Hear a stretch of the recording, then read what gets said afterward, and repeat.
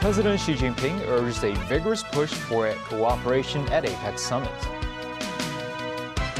Chief Executive John Lee gives full support to Shenzhen as the next APEC meeting host.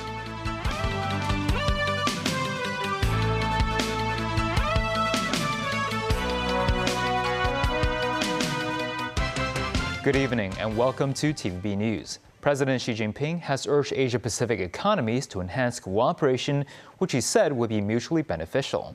Speaking at the Asia-Pacific Economic Cooperation, or APEC, meeting in South Korea Saturday, Xi outlined a three-point proposal in which the economies could work together. Tracy Furness has more. President Xi Jinping and Hong Kong Chief Executive John Lee greeting Indonesian President Prabowo Subianto. And Japanese Prime Minister Sanai Takaichi talking to Australian Prime Minister Anthony Albanese. Leaders of 21 Asian and Pacific Rim nations met in the South Korean city of Gyeongju for this year's APEC and Asia-Pacific Economic Cooperation Summit. President Xi focused on his three-point plan for the region, firstly urging the Asia-Pacific economies to further unleash the potential of digital and smart development to give the region a fresh edge in innovation-driven development. The proposal stated the economies should fully harness new technologies to empower and propel them forward, bearing in mind the well-being of humanity, and promote the sound and orderly development of AI or artificial intelligence, adding China is ready to work with APEC members to enhance AI literacy and bridge the digital and AI divide in the region. 한국이 설립을 추진하고 있는 South Korean President Lee Jae-myung saying his country is establishing an Asia-Pacific AI Center which aims to promote the exchange of AI policies and bridge the AI gap. Secondly, Xi called on Asia-Pacific economies to stay committed to green and low-carbon development, to build a new paradigm for sustainable development, adding the region should keep in mind future generations. Thirdly, Xi called for building an inclusive and universally beneficial future to foster a new dynamism in the inclusive growth of the region, calling the economies to always put the people first. On Friday night, K-pop stars and Korean artists were out in force to entertain the APEC leaders and their spouses at a dinner. Welcome to APEC. G-Dragon introducing himself in Korean as the official ambassador of APEC 2025 before entertaining the audience. The Chinese city of Shenzhen will host the 33rd APEC Economic Leaders Meeting in November 2026. The announcement was made by President Xi Saturday. He lauded the city as a miracle in the history of world development, starting as a small backward fishing village into a modern international metropolis in just a few decades. It will be the third time China has hosted the APEC Economic Leaders Meeting. Tracy Furness, TVB News. The APEC leaders' informal meeting concluded today, stressing interconnectivity, innovation, and prosperity as three priorities that all participating parties should jointly pursue. This as South Korean President Lee Jae-myung earlier held talks with President Xi, during which the former emphasized the importance of Sino-Korean economic ties and noted China's important role in ensuring peace on the Korean peninsula. The meeting urged all parties to jointly develop their shared region into the world's most vibrant economic hub, which allows for an environment that facilitates trade and investment. A special point was made on turning cultural and creative industries into a new engine for growth. Meanwhile, South Korean President Lee Jae-myung said he will strive for opportunities to dialogue and cooperate with China, while at the same time ensuring peace and stability in Northeast Asia. In a statement concluding his trip to the APEC summit in South Korea, Chief Executive John Lee said the occasion allowed him to strengthen ties with several participating countries and that he strived for the city's membership in the Regional Comprehensive Economic Partnership, also known as RCEP. This as the CE also reported the latest developments in the SAR to President Xi Jinping. Having earlier participated in the APEC leaders' informal meeting at the summit in Gyeongju, Chief Executive John Lee spoke about his reports on the city to President Xi Jinping over the course of his stay in South Korea. He said President Xi cares deeply about the SAR and that the president discussed with him geopolitical issues that the nation currently faces. He added that throughout the summit, he met leaders of various economic bodies and held talks with them on matters surrounding international cooperation. When asked whether he talked about the upcoming Legislative Council election during the summit, the Xi said he did not bring up the topic due to time constraint. Lee highlighted his meetings with a number of ASEAN leaders during his time in the South Korean city and urged them to support Hong Kong's membership in RCEP. The Xi said most of the leaders he approached show support for the city's membership in the economic body. Meanwhile, with next year's APEC summit set to take place in Shenzhen, Lee felt encouraged by the arrangement and stressed Hong Kong's full support for its neighboring city and the nation as a whole. Timothy Lee, TVB News. After the meeting between President Xi Jinping and U.S. President Donald Trump in Busan earlier this week, the White House released multiple photos of the Xi-Trump meeting, showing that there were also relaxed moments during their talks. During the meeting, Trump reached across the table to show Xi a card. Xi leaned in to take a look and then smiled. Foreign Minister Wang Yi and other members of the Chinese delegation seated nearby were also seen smiling. The photos drew widespread attention, with many curious about what was written on the card. Dennis Wilder, who served as the National Security Council's senior director for East Asian affairs during the George W. Bush administration, commented on social media that the white card looked like a talking points card, something he had prepared for President Bush in the past. He, too, wondered what was on the card that the Chinese delegation found so amusing. And still ahead, the Shenzhou spaceship docks with Tiangong Space Station. A look at the visa-free trade zone at the China-Kazakhstan border. And Donald Trump gets into the Halloween spirit.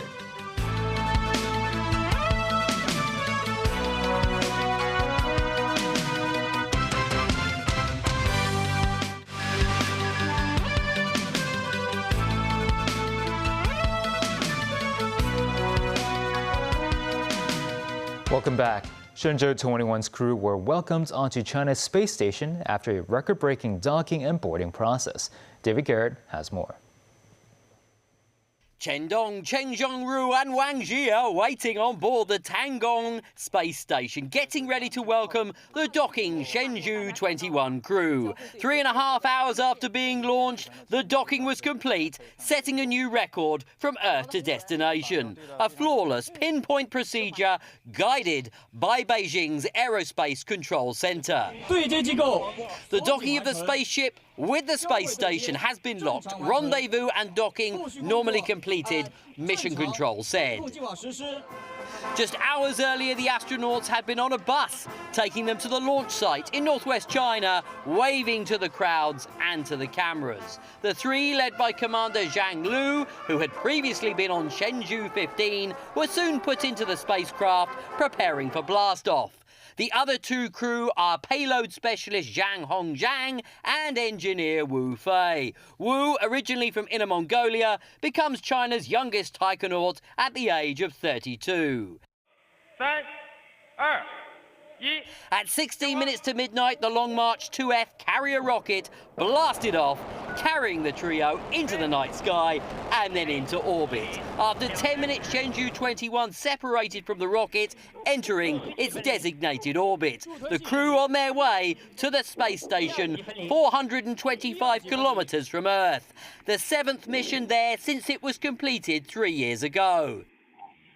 At 3:22, the vehicle docked with Tiangong, and then at 2 minutes to 5 this morning, the hatch was opened as new arrivals climbed aboard what will be their home for the coming weeks. Just over 5 hours after being on the ground in China, the trio were inside the space station. Incoming Commander Zhang congratulated his opposite number, Chen Dong, and partners for all their hard work over the previous weeks. Smiles and embraces as a sitting crew welcomed friends from Earth. It felt heartwarming and amazing to have the family welcoming us, relative youngster Wu said on his history-making morning, adding he now has to quickly get used to living in space. They posed for a snapshot ahead of a handover that will take about 5 days. David Garrett, TVB News. Flights have resumed in Jamaica as the island nation tries to recover from Hurricane Melissa. Aerial footage shows dreadful damage after storm surges caused flooding, which fell to high winds, ripping buildings apart. UNICEF say up to 1 million families have been affected, with some separated by extreme conditions. Many roads are impassable with cars abandoned. Healthcare is at a premium and schools shut. Thousands remain in shelters. Half of Jamaica is without power, with many mobile phone signals down. Horgos Port in Xinjiang has long been a vital fortification along the Silk Road.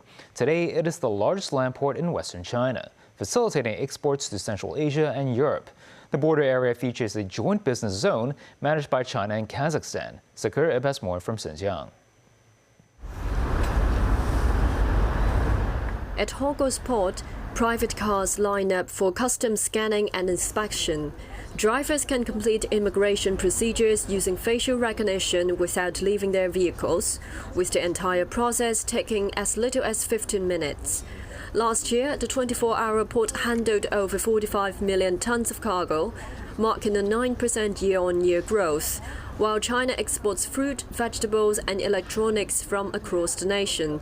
It also imports food, chocolates and minerals from Central Asia and Europe. Notably, the first batch of goods from Belarus arrived in July, featuring fruit platters, crystal glasses and household items. We hope to expand more because currently we are providing China with our Belarusian goods, which are mainly agricultural machines and products. Adjacent to the port is the Sino-Kazakh Cooperation Center, a 5.6 square kilometers joint venture established in 2012, providing services in trade, warehousing, transportation and finance. Citizens can shop here with a duty-free limit of 8,000 yuan of Chinese nationals and 500 euros for Kazakh citizens. Last year, the area welcomed over 10 million visitors from both countries, with a record expected this year. Local officials plan to introduce Chinese medicine services to enhance cultural exchange. Where I'm standing now is the border between China and Kazakhstan. People need to enter this zone with their permit and passport. As of now, I just crossed from Kazakhstan to China. Sakura, TVB News, Xinjiang. More people on Saturday registered themselves as candidates in the December Legislative Council election. The nomination period started on October 24th and will end on November 6th. As of Saturday, a total of 148 nomination forms were received. Most Night reports.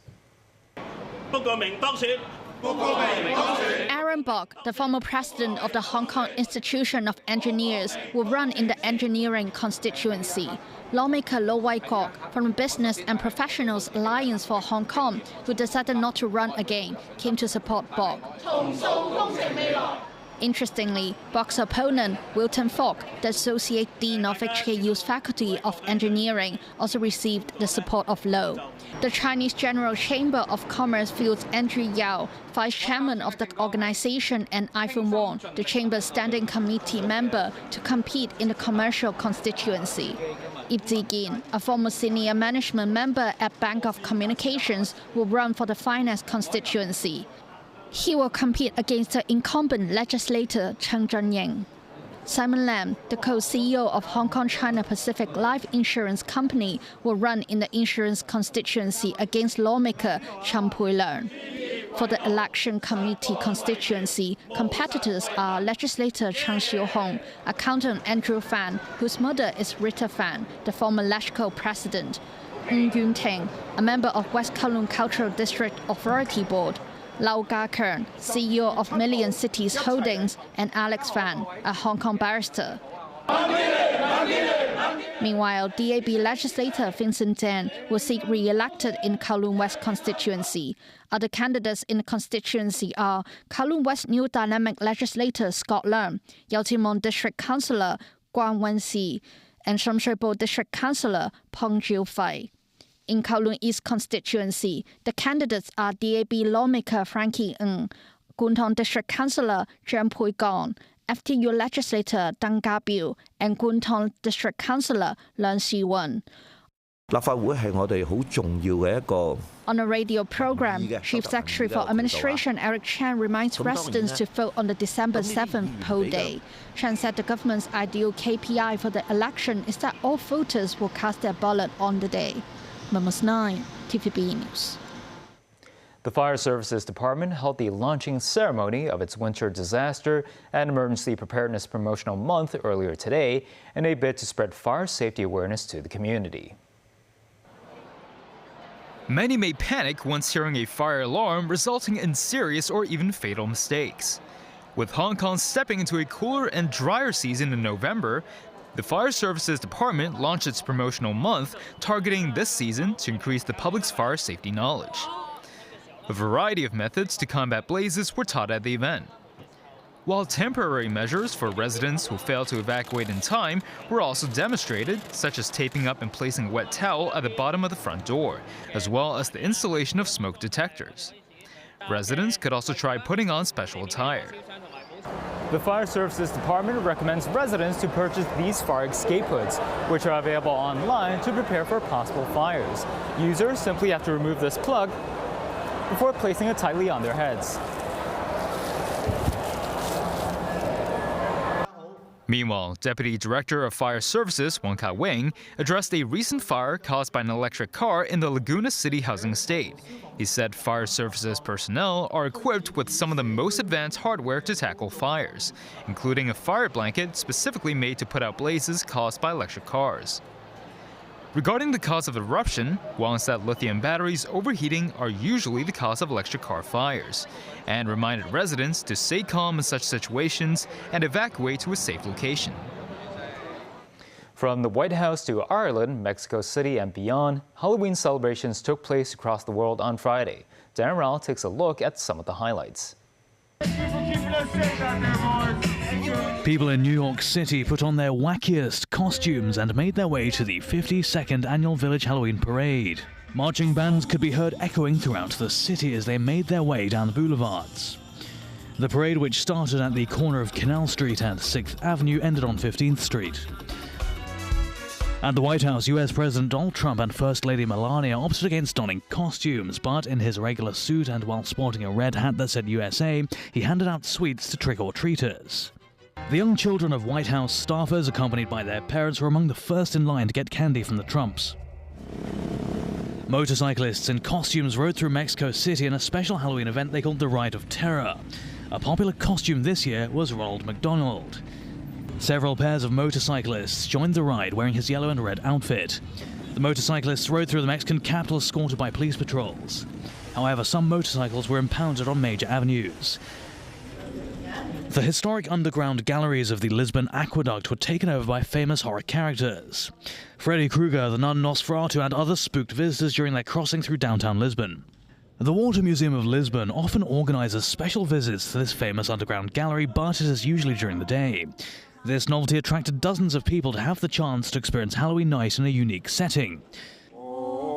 Performers took part in the lighting of the fire ceremony in Ireland at the Puka Festival, which is strongly rooted in Celtic traditions and believed to be the origin of modern Halloween customs. The fires are lit to honor the dead and protect the living. People wear disguises to fool wandering spirits and leave food to appease fairies. Dan Rowell, TVB News. And that's the news. Thanks for watching.